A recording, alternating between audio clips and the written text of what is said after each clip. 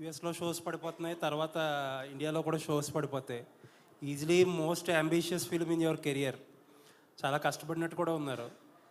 Fans కూడా చాలా నాళ్ళ నుంచి కొంచెం బాకీ కూడా ఉన్నారు ఫ్యాన్స్కి. సో ఏం ఎష్యూరెన్స్ ఇవ్వబోతున్నారు ఫ్యాన్స్కి?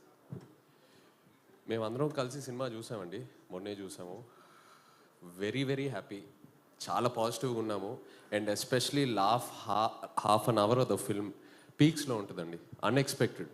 మీరు ఎంత ఎక్స్పెక్టేషన్స్ పెట్టుకుని వెళ్ళినా లాస్ట్ హాఫ్ అన్ అవర్ అయితే డెఫినెట్లీ మీరు సర్ప్రైజ్ అవుతారు. So I'm very satisfied. So ఆ నెంబర్స్ గురించి కూడా ఏదో వాసు గారు అప్పట్లో నెంబర్స్తో స్టార్ట్ చేశారు. ఈ సినిమా ప్రమోషన్సే నెంబర్స్తో స్టార్ట్ చేశారు, 100 crores అది ఇది అని. సో ఇప్పుడు మీరు ఒక మాట చెప్తే బాగుంటుంది.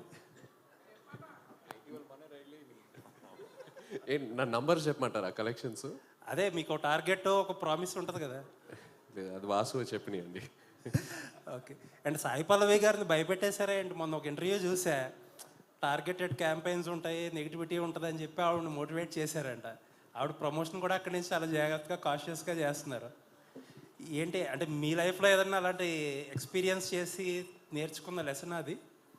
లేదండి, అలా ఏం లేదు. తను మామూలుగా కొన్నిసార్లు ఎక్కువ ఆలోచిస్తుంటుంది. నేను కూడా అలాగే ఆలోచిస్తుంటాను. బట్ చెప్తూ ఉంటాను, don't think too much, just go with it. నీ దగ్గర ఎంతో టాలెంట్ ఉంది, సో అవన్నీ ఎక్కువ పట్టించుకోమాకండి. మీ టాలెంట్ని నమ్మి ముందుకు వెళ్ళండి అని, అంతే, అంతకంటే ఏం లేదు. చైతన్య గారు, ఈ సినిమా గురించి చాలా పబ్లిసిటీ కంటే అంతా బాగా వచ్చింది. కానీ నాగార్జున గారి నుంచి ఎక్కడ ఒక బయట కానీ ఏది ఇంకా రాలేదు. ఆయన చూసారా సినిమా? ఏంటి ఆయన ఒపీనియన్?